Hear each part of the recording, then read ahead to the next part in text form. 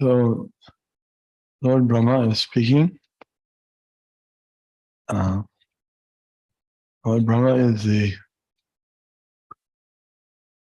first generated person in the material world in this particular universe. So he's the first person in the universe,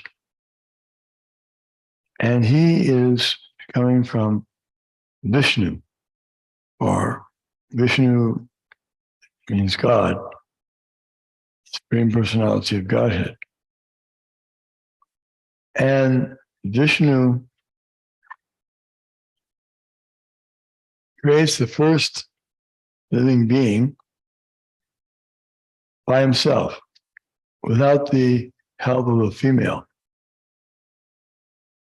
That makes him unique. Therefore, he's also called Atmabhu or Swayambhu, self-manifest.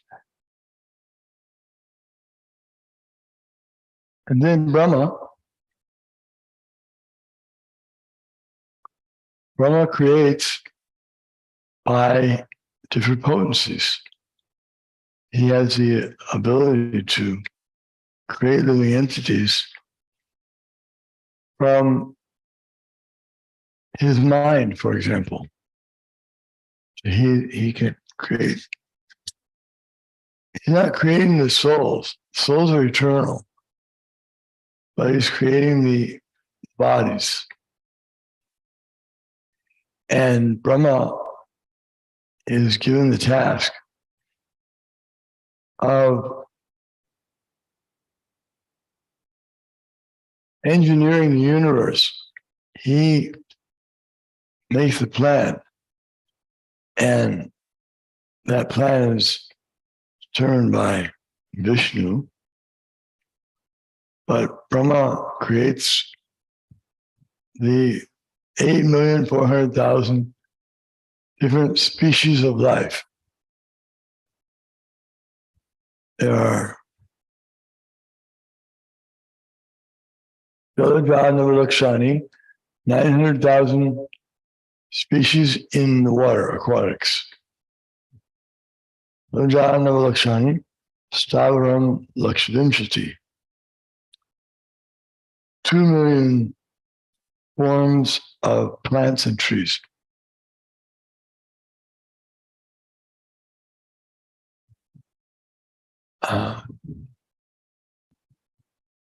Shalajan Navalakshani, Salam Lakshmi, Krimayo Rudrasankhaka. 1,100,000 species of insects and reptiles. Pakshinam Dashalakshanam. 1 million species of birds.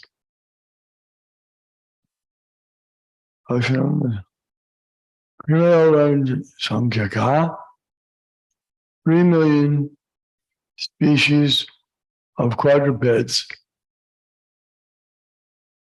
and Chaturvida, 400,000 species of human beings. That starts from the monkeys up to the demigods, different species. So these species are given bodies, body designs, and then the living entities are given these different species to use as their bodies for their pleasure. It's for their pleasure, and it's also for their, shall we say, reformation, because the living entities are sent to the material world as a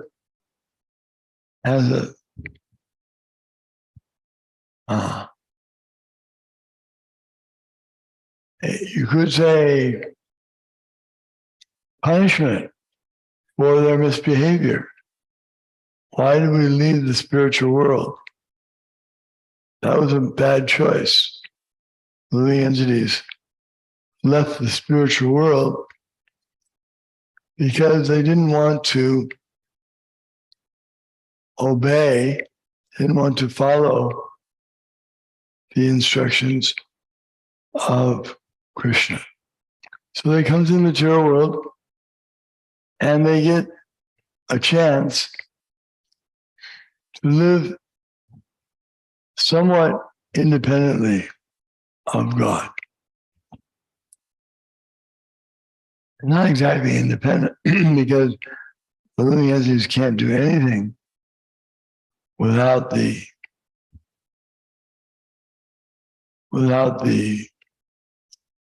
supplying agent, without being maintained by Vishnu or God.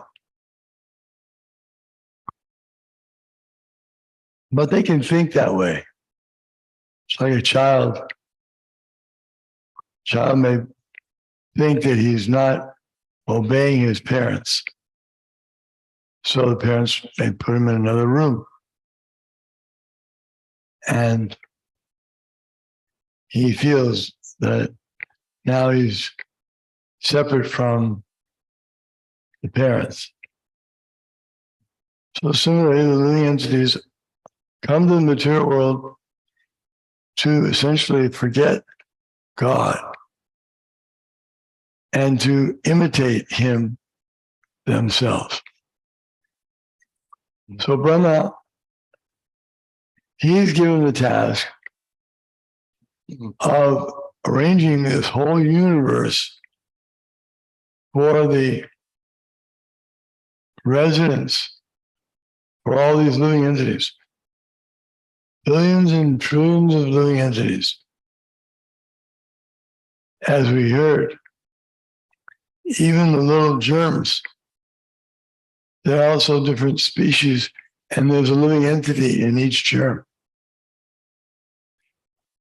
And they get their bodies, and their bodies are all designed so well and so well engineered. They all work, they reproduce, they do all those things. They sleep, they eat, they mate, they defend. But how amazing this creation is. The scientists, scientific-minded persons, are interested to know how it happens. And so they have different theories, like Darwin's theory, whereby they theorize that living entities are produced from matter, different material elements.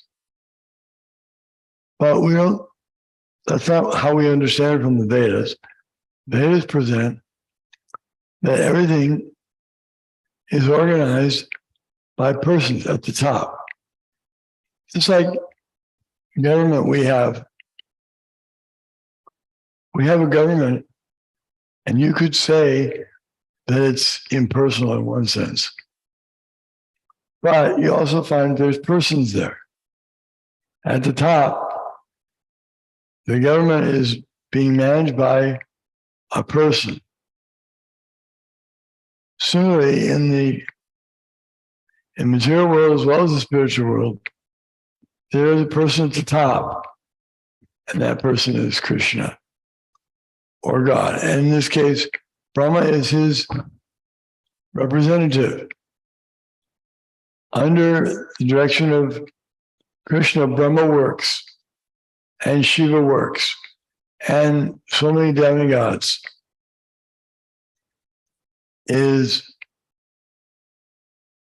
silly, or say childish, to think that if we go from one nation to another nation, one continent to another continent, all the land that we pass, if we think all that land is just lying there vacant and doesn't belong to anyone. No, someone is in control of it. And above that person will find there's someone else in control. And above that person will find someone else. And ultimately at the top, there's one person, and that's God. That's Krishna. Krishna? Or he has a different name, Vishnu. This is a great science, and this is being taught in the Srimad Bhagavatam and the Vedic literatures. Everyone should understand this, especially those who are in the human form. They have the opportunity to understand this science. By understanding the science, one can learn how he got himself into the mess he's in, where he's forced to go through a cycle of 8,400,000 species again and again. And he learns how he can get out of it, how he can behave properly, what the laws of the universe are, the laws of nature. And then when he begins to act in accord with God's plan, then he can be fully happy and satisfied, free from suffering.